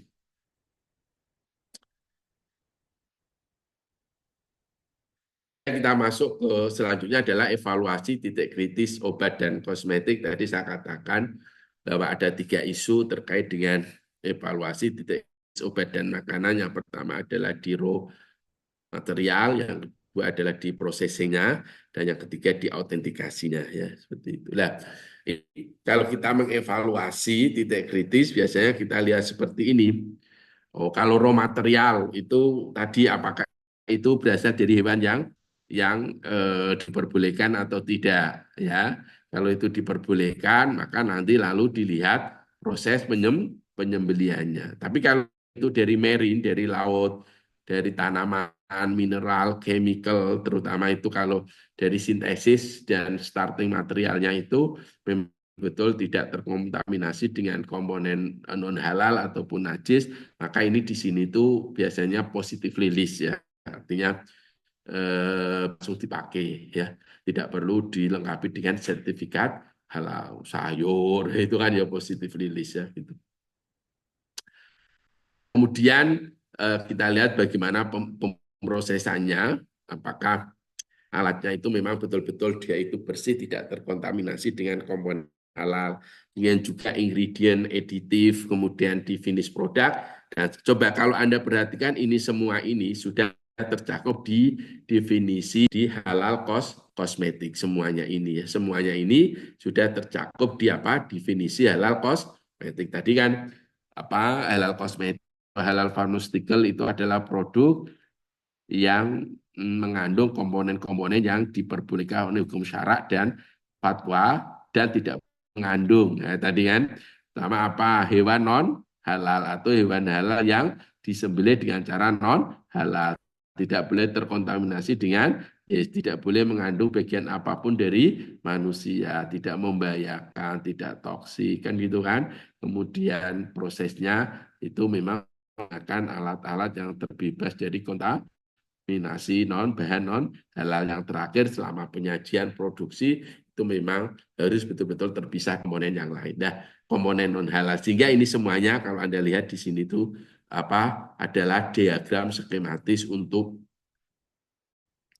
apa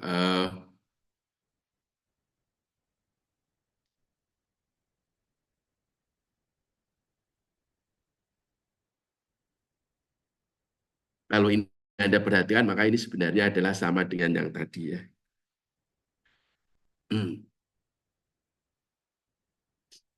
Oke, jadi evaluasi kita ya, terutama kalau obat kosmetik itu kan ada bagian-bagian yang disebut dengan active pharmaceutical ingredient ya. Saya kasih tahu gini, misalkan kalau Anda sering minum tablet paracetamol ya, tablet paracetamol.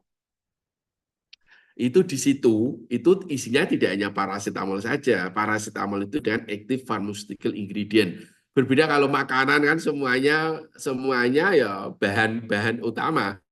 Kalau dalam kosmetik, farma itu ada istilahnya apa?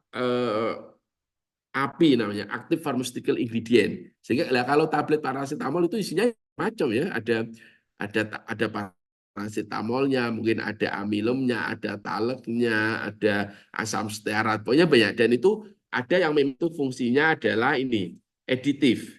Ada raw material itu anggap saja tadi active pharmaceutical ingredient. Ya, kemudian ada editif, bahan tambahan, misalkan amilum. Processing aid, ya, itu adalah material yang digunakan untuk membantu produksi, packaging, nah, itu juga wajib halal ya, sehingga kalau kita ngaudit kok kemasannya itu belum ada standar halal, yang kita lakukan apa? Kita ganti untuk ke pengemas atau plastik atau pengemas atau cup yang itu sudah ada halalnya. Tapi kita jangan nggak boleh menyebut merek ya. Jadi kita nyatakan, oh tolong ini diganti yang sudah ada logo halalnya. Itu memang ada ya. Nanti bukti perbaikannya apa? Bukti perbaikannya biasanya nota pembelian itu ya. Jadi semuanya kita cek. Lubricants, sanitizer ya, untuk cleaning ya, semuanya kita cek.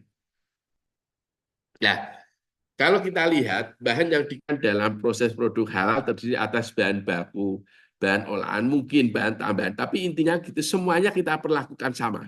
Bukan berarti yang halal adalah yang berkhasiat aja Pak, yang aktif pharmaceutical ingredient. Oh, nggak boleh gitu. Artinya dalam sertifikasi halal kosmetik dan farmasi ini semua bahan diperlakukan sama. Bukan berarti kalau aktif seperti tadi paracetamolnya itu sudah non halal, kemudian banyak paracetamolnya sudah halal, lalu yang penting paracetamol sudah halal, yang lain boleh nggak halal itu nggak boleh gitu. Artinya dalam sertifikasi halal, dalam audit halal ini, jadi semua bahan dilakukan setara. Tidak ada bedanya apakah itu sebagai bahan tambahan atau itu sebagai komponen utama ya gitu.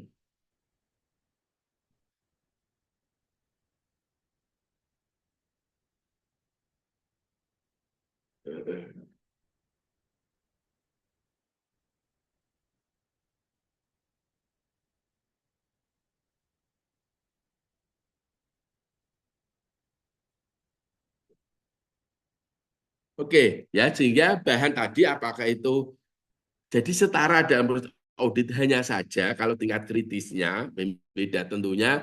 Kalau itu dari hewan itu tentunya itu dia bersifat sangat kritis ya. Kalau itu dari hewan itu tentunya dia highly highly critical kan seperti itu ya. Nah, ini apa kita lihat ini kita pengelompokan kekritisan bahan ya berdasarkan pada asalnya. Dan ini kan apa ya? Ini kan berlaku tidak hanya untuk obat, kosmetik, tapi juga berlaku untuk makanan. Ketika itu berasal dari tumbuhan ya dia mesti tingkat kritisnya rendah gitu. Ya kan? Makanya dengan bahasa lain itu adalah positive release. Ya, gitu. Tapi kalau itu dari sintesis kimia, bahan sintesis misalkan paracetamol kan kebanyakan dari sintesis. Maka selama bahan bereaksinya itu bukan berasal dari babi atau turunannya, maka dia halal. Tapi kalau starting materialnya ataupun pelarutnya itu dia itu ada unsur babi ya enggak. Kenapa? Karena tadi berarti pelarut tadi itu dia sudah mutanajis, sudah terkena sesuatu yang najis dan sesuatu yang najis kan menjadi najis dan di situ tidak ada proses pencucian. Padahal menurut definisi sediaan kosmetik halal tadi apa harus terbebas dari komponen najis kan gitu. Padahal kalau dia itu terkena najis, mutanajis berarti dia kan ada najisnya, maka nggak boleh gitu. Kemudian hewan sangat kritis. Kenapa sangat kritis? Tadi saya ceritakan karena ada potensinya hewan itu dia itu haram lidzatihi, ya kan? Artinya dia itu memang berasal dari non halal animal, dari babi lah, dari celeng lah, dari anjing lah, dari tikus. Itu kan hewan-hewan yang secara nas, secara sorih dinyatakan non halal gitu. Dan kenapa juga dia kritis? Karena kalaupun itu hewannya itu halal, sapi, ayam misalkan masih dilihat apakah penyembelihannya itu benar atau tidak. Makanya di situ dia bersifat sangat kritis, highly critical. Lah kalau itu program mikrobia, lah ini kalau itu produk mikrobia maka harus dicek bagaimana proses penumbuhan atau pembiakan mikrobianya kan gitu lah. Ketika itu melibatkan, tadi saya kasih contoh misalkan dalam pembuatan vaksin, dia melibatkan dari babi, ya kan, maka itu sangat kritis, ya, gitu. Karena apa? Karena dia apa najis munggo laudo. Nah, kalau untuk apa bahan titik kritis untuk bahan itu ada peraturan Menteri Agama 160 ya itu terkait dengan apa positif lilis. Positif lilis itu berarti bahan-bahan yang bersifat tidak kritis, artinya dia perlu apa dilengkapi dengan sertifikat halal ya. Mesti kemarin pretest mesti banyak keluar terkait dengan apa positif lilis gitu ya. Ini beberapa contohnya buah segar lah, sayuran segar, sayuran kering, sereal yang ada di sini ini berarti positif lilis. Nah ini tadi sudah ya. Nah ini contoh ya, contoh evaluasi titik kritis. Misalkan Anda mengevaluasi titik kritis dari paracetamol. Maka kalau itu paracetamol berarti kan dia hanya bahan prosesnya paracetamolnya itu kan titik kritis halal yang pertama. Kemudian prosesnya kritis halal kedua. Kemudian itu baru menjadi bahan baku farmasi, maka itu menjadi titik kritis kehalalan yang ketiga gitu ya. Lah, kalau itu produk obat tadi saya katakan misalkan itu tablet paracetamol kan itu ya, tablet paracetamol. Tablet paracetamol itu tadi ada namanya active pharmaceutical ingredient ya, active pharmaceutical ingredient itu isinya paracetamol itu farmaceutical. Tapi dalam tablet paracetamol kan tadi ada bahan tambahan, ada amilumnya, ada taleknya, ada stearat mungkin ya banyak. Itu ya tiap bahan itu kita anggap sebagai titik kritis kehalalan. Sehingga kalau di situ ada 4 eksipien berarti ya titik kritis kehalalan bahan aktif 1, kemudian bahan tambahan 2, 3, 4, sampai 5, terus prosesnya sampai dihasilkan produk obat farmasi. Jadi any step dalam setiap tahapan ya dan juga setiap bahan yang digunakan maka di situ ada titik kritis kehalalan produk ya. Selama bahan itu bukan positively list gitu ya. Tapi kalau dia positively list kan enggak. Tapi kalau dia itu non positively list kan apa di situ harus menjadi titik kritis kehalalan ya. Walaupun itu misalkan dari sintesis ya. Kalau itu dari sintesis nanti akan bercabang lagi itu ya. Bahan apa ini yang digunakan untuk mensintesis prosesnya seperti apa. Jadi kita harus detail ya. Kita harus detail terutama dengan bahan dan proses ya, bahan dan proses gitu. Dan dalam audit halal itu lagi tidak dibedakan kalau dalam bidang evaluasi keamanan biasanya yang menjadi target kan hanya bahan aktifnya saja. Kalau kita melakukan audit keamanan biasanya bahan aktifnya saja, parasetamolnya saja. Tapi kalau kita audit halal, nggak ada bedanya parasetamol dengan bahan tambahan karena semuanya harus memang betul-betul harus free dari komponen non halal, harus semuanya memang harus betul-betul tidak terkontaminasi dengan najis itu ya. Jadi sekali lagi kalau kita melakukan evaluasi ya, evaluasi untuk kehalalan ini statusnya adalah sama ya, statusnya sama gitu. Oke. Kemudian ini bagaimana langkah kita kalau ini tidak dalam kasus bahan itu tidak sertifikat halal. Maka ini saya coba membuatkan seperti ini. Kalau ada bahan baku ya, maka kita cek dulu ini cara mengaudit apakah itu positif list atau enggak. Nah, tadi positif list kan peraturan keputusan Menteri Agama KMS 1360 ya. Kalau itu ya sudah dipakai, nggak usah aneh-aneh. Kemudian kalau itu bukan positif list, maka pertanyaan kita selanjutnya adalah apakah sudah ada stat halalnya atau belum? Kan gitu. Ya, makanya kita lihat kalau itu sudah ada, maka ya sudah itu SH-nya itu langsung bisa kita gunakan. Lah kalau itu tidak ada, maka harus kita lakukan uji lab.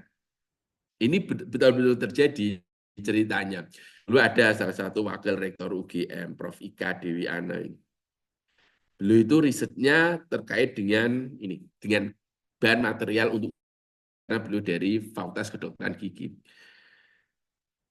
Jadi salah satu bahan yang digunakan untuk material gigi itu adalah gelatin. Ini cerita dan ya karena saya mengalami ya, jadi ya bisa cerita detail. Lah Bu Ika itu selama ini dia itu ambil dari negara yang atau dari perusahaan luar negeri yang itu nyata-nyata ada sertifikat halalnya. Nyata-nyata ada apa? Sertifikat halalnya gitu ya. Nah, tiba-tiba perusahaan tadi apakah tutup ataukah bangkrut, nggak memproduksi lagi. Akhirnya beliau itu mengambil gelatin dari perusahaan yang lain. Lah, perusahaan yang lain itu belum ada sertifikat halalnya untuk gelatin. Nah, akhirnya kan beliau beliau langsung pada waktu itu ke LP POM masih ya, ke LP POM Jogja untuk mensertifikatkan halal, akhirnya ditolak karena untuk bahan gelatin ini belum ada sertifikat halalnya. Terus solusinya apa? Dilakukan uji. Akhirnya dia ke lab. Ya kebetulan pada waktu itu saya manajer teknik lab di sini, lab di UGM. Kita uji, ya kita uji. Caranya kita bandingkan dengan kita punya standar untuk gelatin sapi dan kita punya gelatin babi. Karena kemungkinannya kalau nggak sapi ya babi. Alhamdulillah itu begitu kita lakukan uji, kita lakukan analisis, ternyata itu adalah gelatin sapi. Ya, kemudian dari hasil uji tadi, kemudian dibawa ke LPPOM, kemudian dari LPPOM akhirnya memberikan sertifikat halal. Gitu ya. Jadi itulah kalau itu tidak ada halal maka harus kita masuk lab. Nah, problemnya itu bukan tanpa problem. Belum tentu ada metode yang bisa digunakan untuk menguji non halal. Misalkan gini, emulsifier, saya kasih contoh ya, emulsifier yang itu berasal dari diasil gliserol, yang diasil gliserol itu diduga berasal dari babi, ya itu susah ya. Belum tentu metodenya itu ada problemnya, ya. Belum tentu metode analisisnya itu ada. Makanya saya langsung sini, is it laboratory testing available? Pak, karena belum tentu metode analisis. Saya bidangnya metode analisis farmasi, apa? Saya S3 saya tentang analisis ya, kimia analisis. Sehingga belum tentu semua. Makanya kemarin pada waktu kasus Putre itu ya saya dipanggil sama untuk diskusi itu. Bagaimana menganalisisnya. Oke, jadi apakah metode uji tersedia? Kan tentu ada metode uji untuk gelatin memang ada. Tadi kalau Anda perhatikan bahkan di lab kami untuk uji gelatin ini sudah terakreditasi ISO 1725 ini. Jadi kami sudah terakreditasi bahkan untuk apa? Untuk analisis gelatin itu sudah terakreditasi oleh KAN, Komite Akreditasi Nasional ini. Sudah terakreditasi untuk daging babi dan juga gelatin babi, ya sudah terakreditasi. Ya, akhirnya dapat. Nah, tapi lagi belum tentu ada metode analisis untuk ya seperti itu. Kemudian kalau itu memang kalau ada ya sudah uji seperti tadi kasusnya Prof. Dewi Anak. Tapi kalau itu tidak ada ya mau nggak mau kita sekali lagi ini kemampuan ya kemampuan auditor maka kita harus bisa menganalisis baik proses pembuatannya ya atau kita bisa menganalisis dari kalau itu nggak tersedia, maka kita lihat dari certificate of analisisnya gitu. Ya, certificate of analisisnya kita lihat seperti ini. Oh ternyata itu mungkin dia di situ mungkin ada nanti ada oh ternyata ini animal source-nya ada porcine. Ya gitu. Oh, berarti nggak boleh kan gitu ceritanya. Kita karena dasarnya bukan uji lab, tapi dasarnya adalah certificate of analisis itu ya. Seperti itu. Jadi memang agak rumit gitu. Makanya kita perlu ya punya metode-metode standar yang terakreditasi secara internasional, terutama untuk analisis-analisis yang apa yang agak rumit, agak kompleks ya gitu ya. Karena yang konsen ya harus negara-negara Islam. Karena kalau bagi negara Barat yang mayoritas non-Muslim untuk apa dia mengembangkan metode-metode analisis untuk deteksi babi, misalkan untuk deteksi unsur-unsur babi itu bagi mereka kan itu diperbolehkan. Ya, gitu. Oke ya. Mungkin itu dari biasanya saya memang bicara 90 menit, kemudian yang 30 menit nanti untuk tanya jawab dan berbagi pengalaman dengan Mas dan Mbak semuanya. Jadi waktu saya kembalikan ke moderator karena ini jam saya sudah menunjukkan tepat jam 11.30. Monggo Mbak moderator. Mas Oke, moderator. jadi Maaf, matur maaf. nuwun. Terima kasih, Prof. Karena Terima kasih, biasanya Prof. yang Abdurrahman. memoderatif saya itu mbak-mbak ya Mas. Ini kok Iya, Prof, ya. masih. Ini dari jauh nih, Prof. Kebetulan saya dari Samarinda, Universitas Mula Warman. Oh, Muun, Mul. Oke, sip Iya, temannya Pak Sulis ya.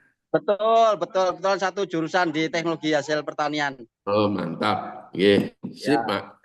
saya kebetulan juga ini kan sekarang posisi di ketua senternya Unmul.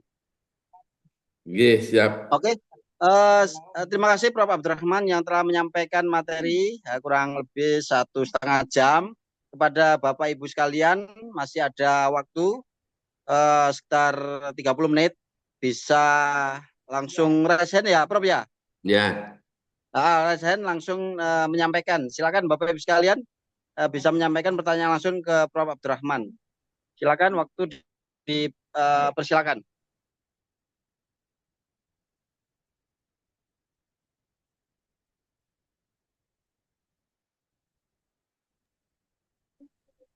Itu ada beberapa chat Zoom, Rob. Oke.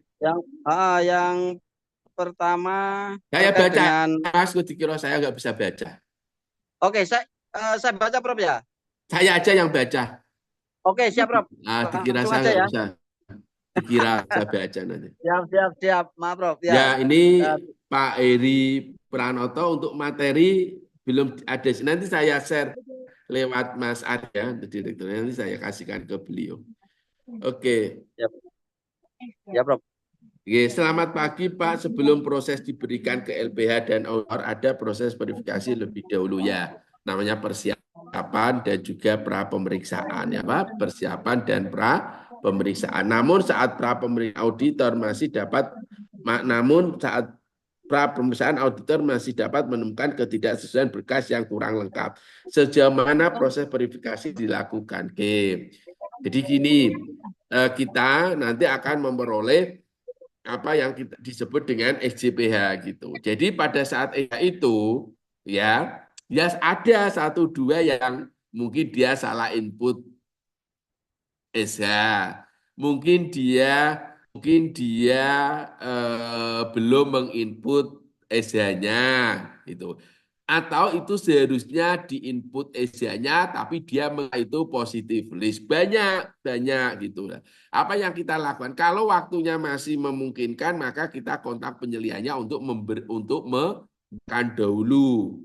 Ya, kalau itu nggak sempat, ya nanti itu kita sebagai catatan temuan ketika kita melakukan pemeriksaan atau ketika kita melakukan audit. Nah, nanti audit itu akan dianggap temuan itu dianggap close, selesai kalau pelaku H dan atau penyelihannya itu sudah melakukan perbaikan, apakah itu selama pra pemeriksaan ataukah itu selama pemeriksaan. Jadi seperti itu ya.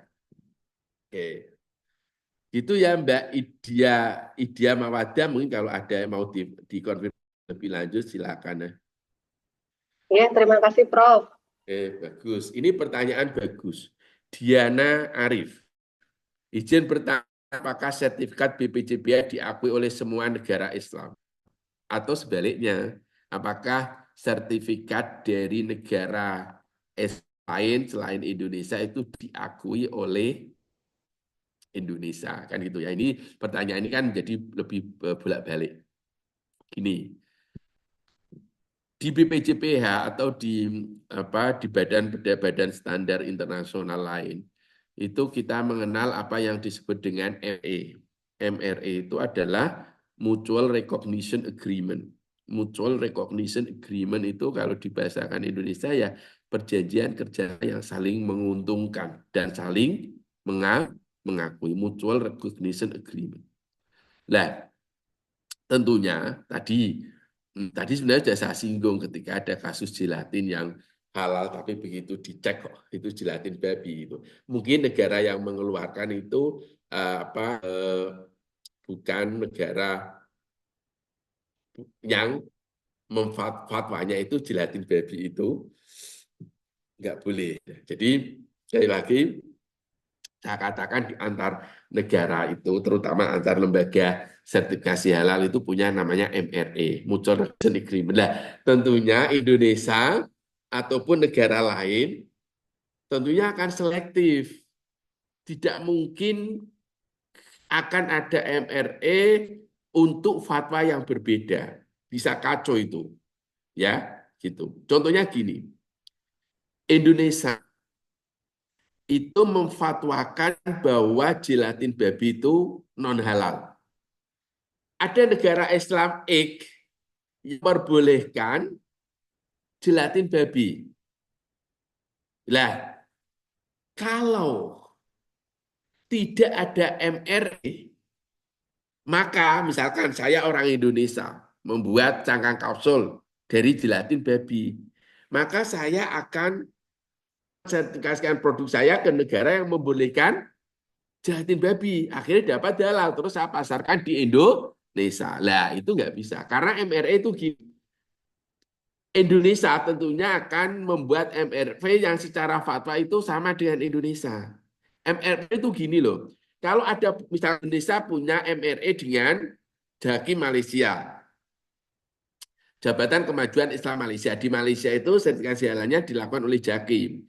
Ketika antara Indonesia dengan Malaysia itu punya MRE, Mutual Recognition Agreement, ketika ada produk-produk Malaysia yang itu sudah sertifikat halal dari JAKIM, maka Indonesia tidak perlu melakukan sertifikasi lagi karena Indonesia mempunyai MRE.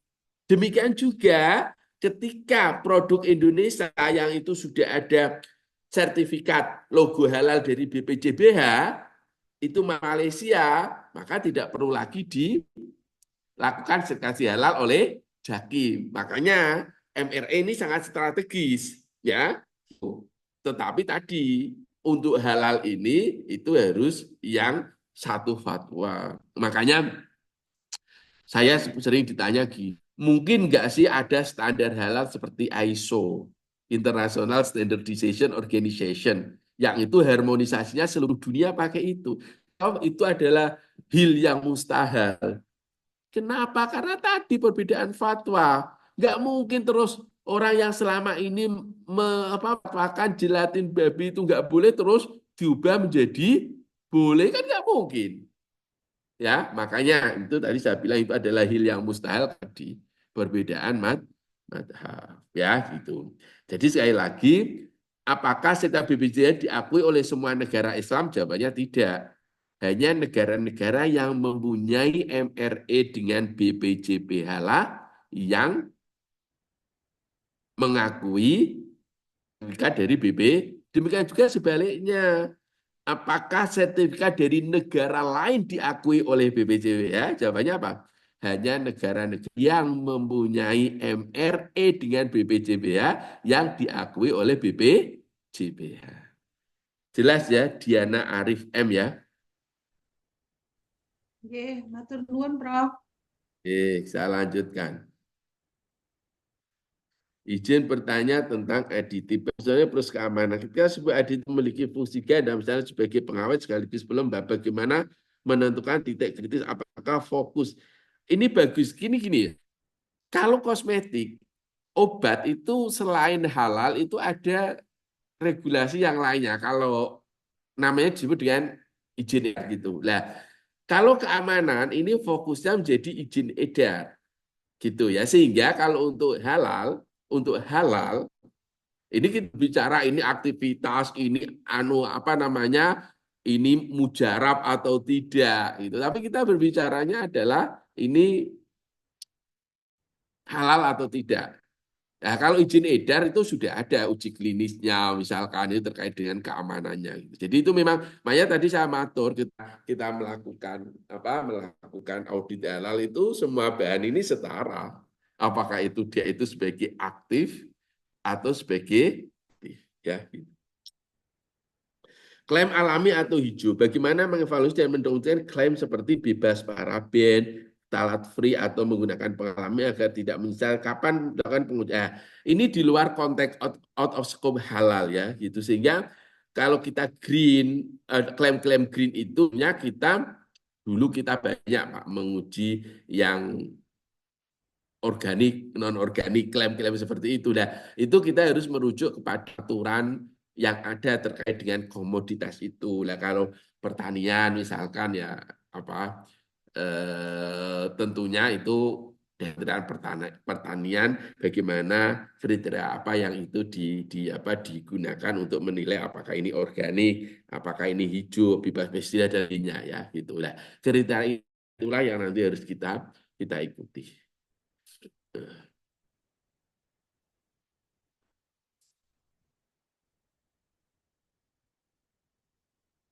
Ini Mbak Indria. Izin tanya untuk produk obat herbal dari tanaman sumber bahan baku ditanam oleh pelaku usaha atau juga tidak berbakat dan ada pencemaran dari lingkungan sekitar. Misal ada peternakan babi atau ada yang memelihara anjing. Jadi bagaimana status bahan baku tanaman herbal apa yang harus dilakukan oleh seorang auditor jika menemukan hal seperti ini? Oke, seperti ini ya kita.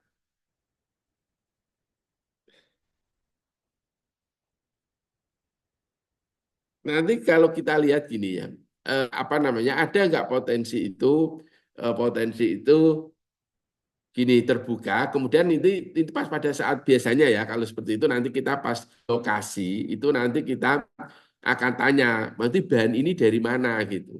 Ada nggak itu potensi tercemar dengan najis mogolado seperti itu lah. Nah, seperti itu nanti kita akan kalau dari sisi bahannya kan, dari sisi bahannya mesti itu ya itu bebas nggak masalah gitu. Sehingga nanti itu kita akan merekomendasikan untuk memastikan bahwa itu ditutup dan sebagainya. Karena kalau kita audit halal tadi ya, kita kembali ke SJP ya, sistem jaminan produk halal, itu bahannya yang kita nilai. Kita bahannya kita nilai. Tapi ketika nanti kita melakukan pemeriksaan, kita nanti kalau untuk herbal gitu ya kita tanya ini aslinya dari mana gitu. Yang kemarin saya ini kita dari laut Pak, ya aman gitu.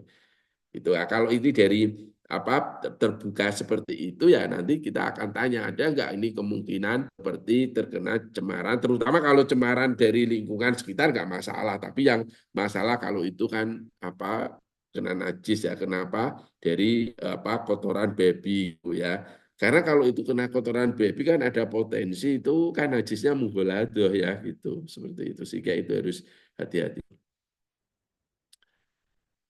Izin bertanya, bagaimana multi batas darurat dalam inovasi atau bidang lain, misal penggunaan insulin dari kandungan babi yang viral, dalam kondisi apa sebuah obat yang mengandung unsur haram bisa mendapatkan label khusus atau nah, ini gini ya, selalu gini, ada kaidah fikih itu ad-darurat bihul mahdurat. Darurat itu memperbolehkan sesuatu yang diharamkan. Tetapi kalau Anda lihat fatwa-fatwa MUI, itu harus ada kriteria tertentu. Yang pertama gini, kalau Anda nggak menggunakan insulin dari babi, ya, itu diabetesmu semakin parah. Walaupun di situ itu ada insulin dari sapi. Tapi khusus untuk Anda, itu kalau tidak pakai insulin dari babi, itu penyakitmu akan semakin parah. Paham ya? Itu. Kemudian yang kedua, coba lihat fatwa MUI selalu seperti itu defaultnya. Dan itu harus atas rekomendasi dokter muslim. Itu menurutnya. Nah, tapi kalau dalam kasus, di situ kok ada insulin dari sapi.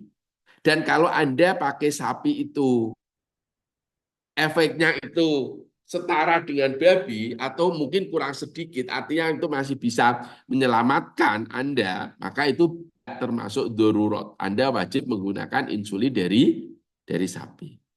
Ya, Anda boleh darurat itu tadi ya batasannya tidak ada lain insulin babi. Nomor dua, kalau Anda tidak pakai insulin babi itu penyakit Anda tambah parah. Dan nomor tiga itu harus ada rekomendasi dokter yang muslim. Ya, gitu. Itu selalu seperti itu.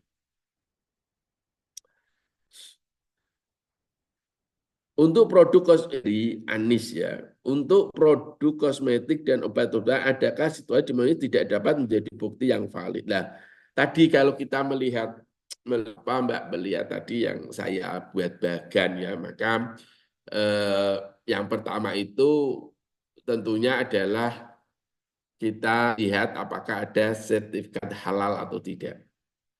Ya, kalau itu nggak ada, terus uji lab mungkin atau tidak. Baru kalau uji lab tidak pun itu kita baru lihat COE-nya, Certificate of Analysis. Sangat boleh jadi di COE-nya itu juga nggak ada keterangan. Maka Anda harus minta bagaimana proses produksinya. Sehingga dari situ Anda bisa melakukan evaluasi kira-kira ini ada potensi untuk terjadinya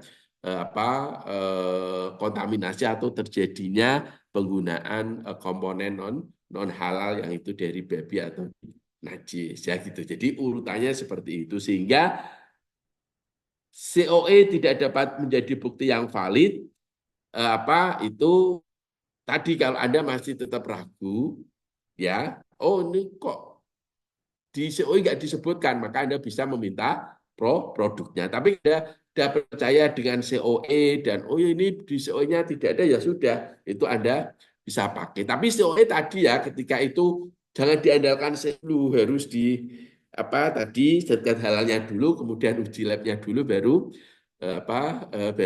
COE. Nah ini, bagaimana cara menilai COE bahan itu sesuai karena pengalaman pernah menerima barang kimia CO-nya bukan dari bahan tersebut. Nah ini cara menilainya ya mesti kan semua perusahaan kan punya apa namanya punya mekanisme ya. Kalau Anda tanya bagaimana cara ya tinggal diuji ya, dipastikan apakah itu sampai dengan apakah itu mau menggunakan uji secara kimiawi, fisik atau mungkin apa dari sisi appearance penampilan atau mungkin dengan mikroskop itu ada caranya. Ketika itu apa mau nggak mau kan kalau Anda itu beda ya, maka ya mau nggak mau apakah ini benar atau tidak kan harus melalui uji ya. Apakah ada bahan kosmetik yang sering menimbulkan perdebatan harmoni tinggi untuk terdapat dalam pemeriksaan oleh auditor pemula? Ya, jadi gini, ini tidak ada kaitannya dengan auditor pemula atau tidak ya. Halal itu kan trust ya, kepercayaan gitu. Sehingga kita percaya terhadap pelaku usaha, aturan kan ke semua yang itu semua bahan yang itu digunakan dalam proses pembuatan sediaan kosmetik itu harus dituliskan dalam SK kan itu aturannya.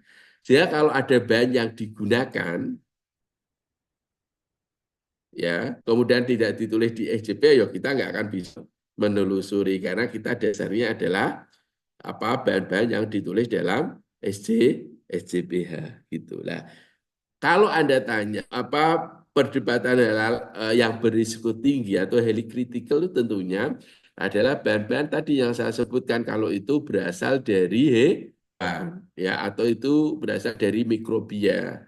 Karena seringkali kalau itu dari mikrobia itu dikembangbiakan dalam suatu media yang mungkin itu mengandung unsur non halal atau mengandung unsur najis. Sehingga risiko tingginya kita kembalikan tadi ke asal bahan ini potensinya ada dari mana gitu. Ya, kalau hewan tadi dia sangat kritis karena tadi bisa jadi itu hewannya non halal atau itu hewannya halal tetapi dia disembelih dengan cara non halal, disembelih dengan cara non syar'i. Oke. Mohon izin bertanya, jika seperti kasus tadi yang sudah halal namun ternyata terdapat kandungan gelatin babinya, nah jika hal tersebut berulang pada produk yang berbeda, semisal pada obat, untuk uji lab sampelnya terhadap obat tersebut, berapa gram dari sampel obat yang harus diambil untuk menguji kandungan babi? Dan harus menunjukkan terhadap kandungan babi pada suatu produk bisa dilihat dari ya. Oke, ini bagus ya. Jadi kalau berapa gram ya tergantung metode analisisnya gitu.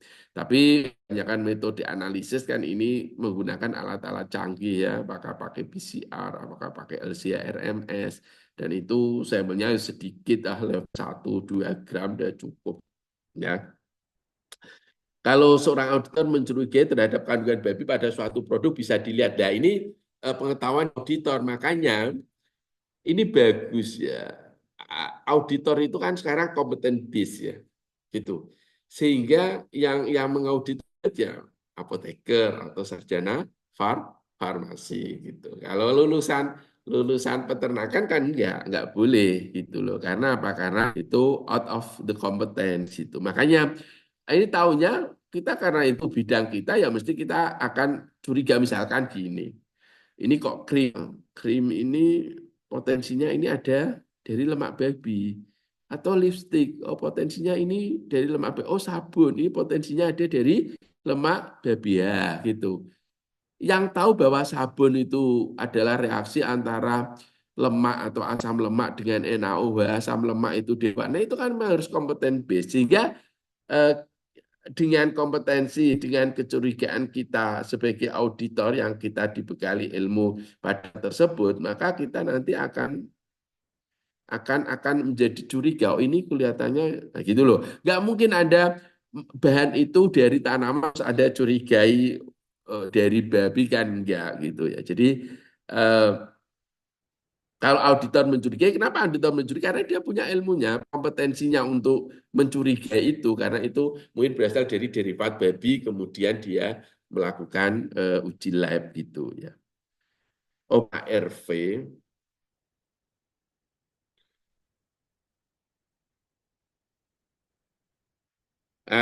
Jadi Mbak Anggiaret Naning Tias ya, kalau terkait dari kehalalan, ya saya nggak ngerti ya dari apa namanya, kalau Anda tanya, ingat seperti itu, itu biasanya dari halal yang melanggar syariat Islam, meskipun tidak selalu. Ya, dalam konteks halal itu selama itu ada non halal ya nggak boleh. Tadi saya ceritakan. Kalau obat itu dibuat dengan melibatkan derivat babi, berarti kan yang ada di situ kan menjadi mutanajis. Misalkan di sini, dalam satu media ini saya ya, dalam media ini kemudian saya mencampur, misalnya dari gelas ini misalkan, dari gelas ini itu saya campur, ya terus di sini ada unsur najis, ya, maka semua yang ada di sini kan menjadi najis, gitu loh. Sehingga kalau ada komponen biasanya halal melanggar syariat Islam, di situ saya kalau itu mengandung komponen non halal atau mengandung najis, ya itu nggak boleh seperti itu. Ya.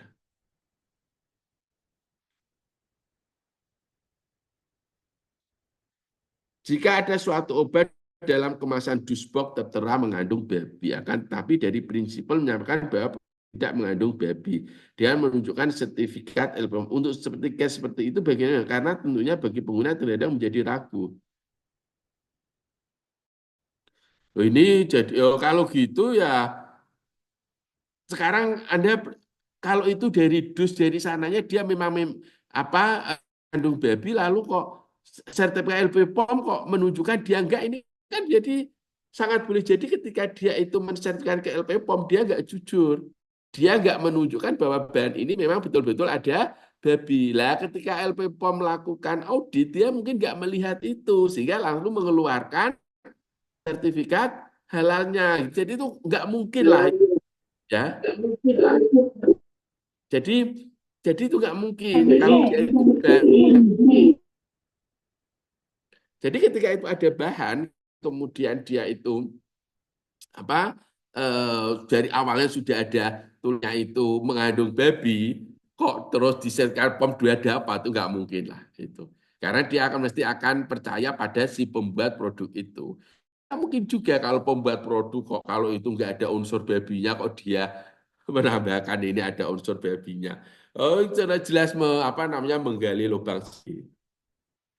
Yang terakhir ya ini ya Muhammad Nur Faizin ya karena sudah jam.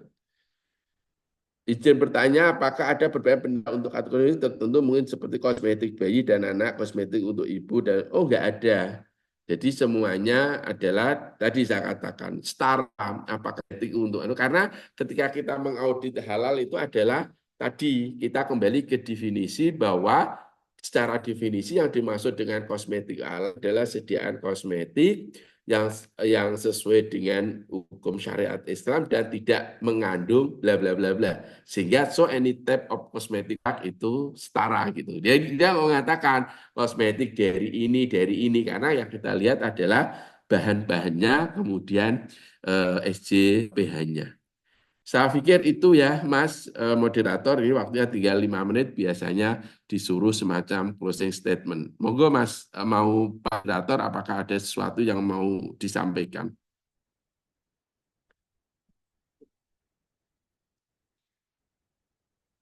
Terus moderatornya ini?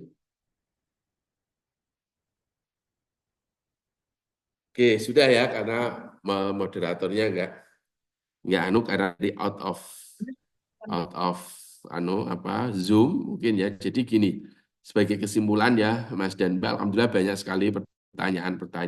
Saya paham mungkin maaf. sebagai ya. Siap, Rob. Maaf tadi ini. Ya, monggo Pak, saya kembalikan baru ke Bapak. Saya disuruh lagi. Ya. Oke, terima kasih, Prof. Ada ini closing statement, Prof. Oke, closing statement nggih. Oke, Pak Ibu, saya pernah mengalami seperti Bapak Ibu semuanya sebagai calon auditor ya. Mungkin di awal nanti seperti apa ya. Maka saran saya bagi Anda yang freelance yang saat ini bukan pegawai di LPH tertentu, karena nanti segeralah bergabung dengan LPH. Ada nggak ya ini peserta yang dari Pati, ada nggak ya? Kalau ada nanti kita buat LBH bareng-bareng. Kalau ada bisa WA ke saya ya. Kalau Pati atau Kudus atau Rembang itu. Jadi kita buat gitu ya. Nah, ada yang belum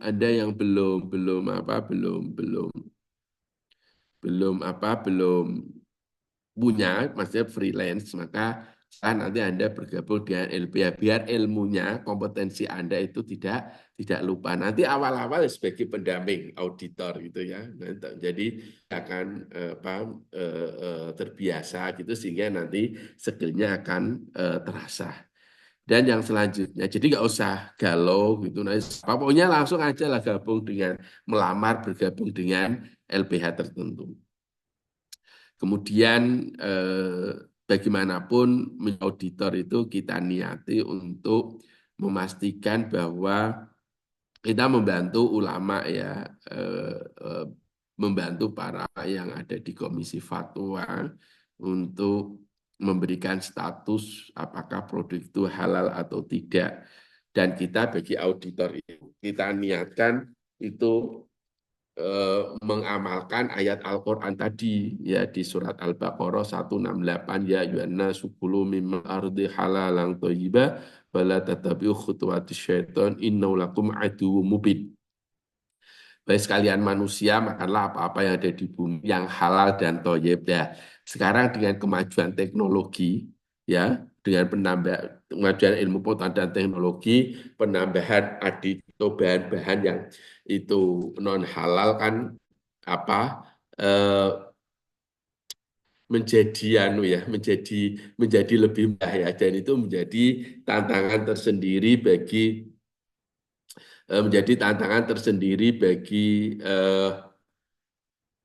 di auditor lah. Makanya mau nggak mau ya kita harus teliti melakukan audit ya kan. Apa tadi dengan kemajuan ilmu pengetahuan dan teknologi itu berbagai bahan tambahan itu mungkin ditambahkan gitu ya. Hanya kalau kita niatkan nanti untuk membantu ulama untuk memastikan bahwa produk-produk ini halal, maka itu kita niatkan sebagai mengamalkan Al-Quran kan, sehingga kita dapat pahala ya. Jadi pahala dari mengamalkan Al-Quran. Makanya saya bilang ketika kita wudhu, maka itu kita niatkan itu ada ayat yang terkait dengan keharusan wudhu, itu kita amalkan. Demikian juga ketika kita melakukan audit halal, ini perintah agama untuk untuk makan yang halal lagi thayyib, maka saya menjadi auditor ini, maka saya mau membantu memastikan bahwa apa-apa yang dikonsumsi oleh orang Islam itu memang betul halal lagi thayyib. Dan di atas itu semua nanti insya Allah keberadaan Anda sebagai auditor ini akan mensyiarkan ya sertifikasi halal di Indonesia, sehingga status Indonesia sebagai negara dengan komunitas Muslim terbesar di dunia ini akan memberikan kemanfaatan bagi dunia. Saya pikir itu ya, tepat jam 12. Saya akhiri. Assalamualaikum warahmatullahi wabarakatuh. Waalaikumsalam warahmatullahi wabarakatuh. Terima kasih.